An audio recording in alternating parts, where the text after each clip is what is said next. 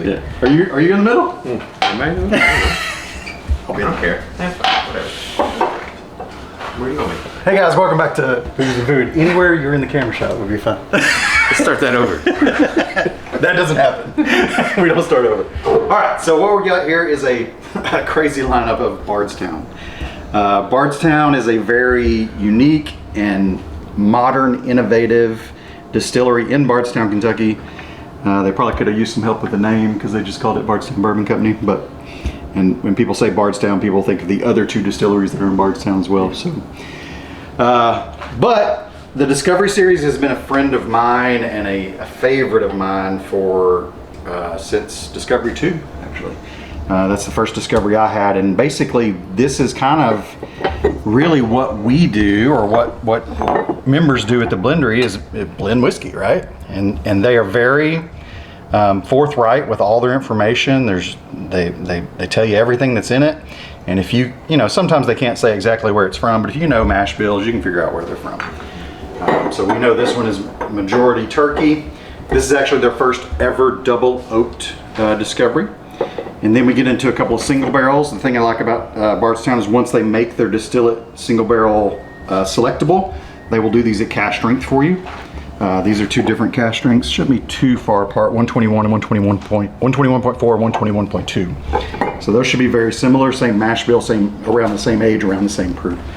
Then we get into kind of what I call their exotics or one-offs. This is a Ferran finished. I know somebody named Ferran. Bourbon. And then the last one we have here is their rye product, which this to me is a sleeper. I've seen this clearanced at a couple of liquor stores, and man, their regular ryes are finished in cherry wood, and it's on the front. Yep, cherry wood. Yeah, cherry wood, and it's a zebra barrel if you ever go to the distillery. So it's one stave of white oak, one stave of zebra, and they do that concentrically around the barrel.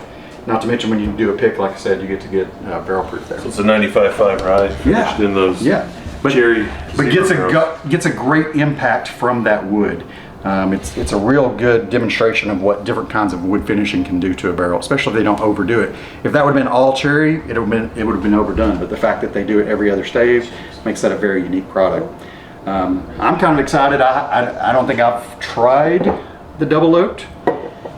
So if y'all want to start discoveries, and then we'll go to the others. I think it's my deal. Now, like I said, this is 11 and 12 were both high derivative turkey products. Matt, do you know anything about this whiskey? So the couple that I brought, so one is the 13. I had not cracked it.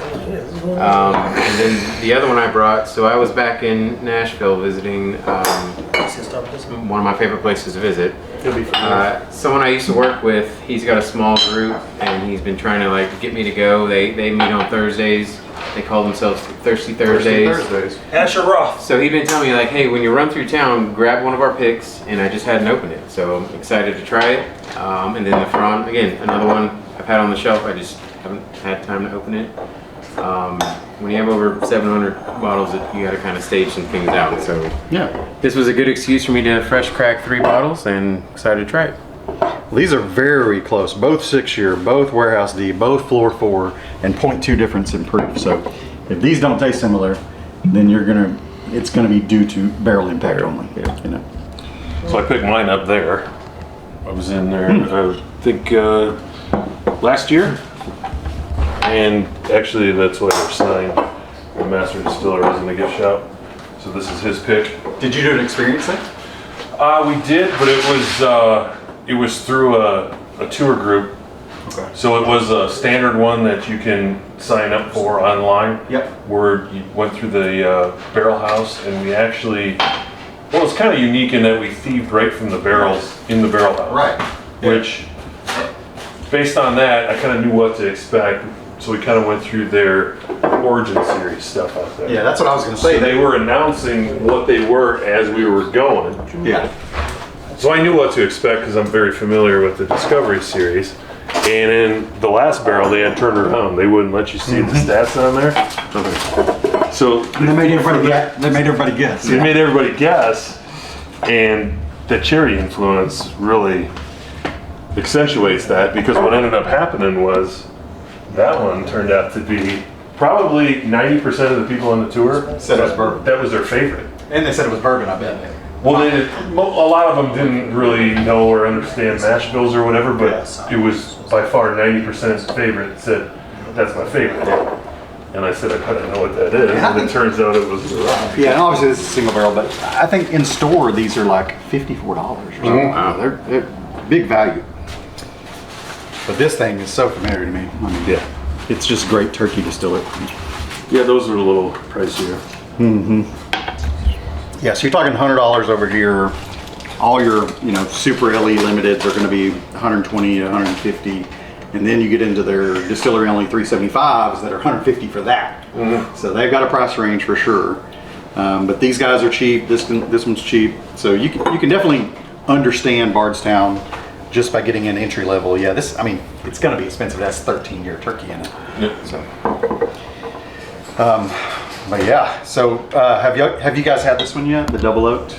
I have not. See, to me, like anytime a brand changes what they're doing, it's kind of a telltale whether we're getting better or worse, right? So I thought they took a step down with this one, the double oaked. But I'm sensitive to like super over oaked things. Correct. And I thought it was, so I'm interested to see what they do next year to see if they pivot from this. But we'll see. But if you guys know any Bardstown that we should try, I think my all-time favorite from them, and if you have a bottle, please contact me, is Doisy Dane. He said, contact me about it. Chris doesn't need any more bottles. There we go. But I think all of their products are quality. We're going to get into these on the next video and see if there's any difference in these, because stats-wise on paper, these are so similar. It'll be interesting to see which one of these we like better, or if we think they're on par with each other. But for now, keep it whiskey. We got some booze going right now, and we'll get some food in a little bit. But thanks, guys, for watching.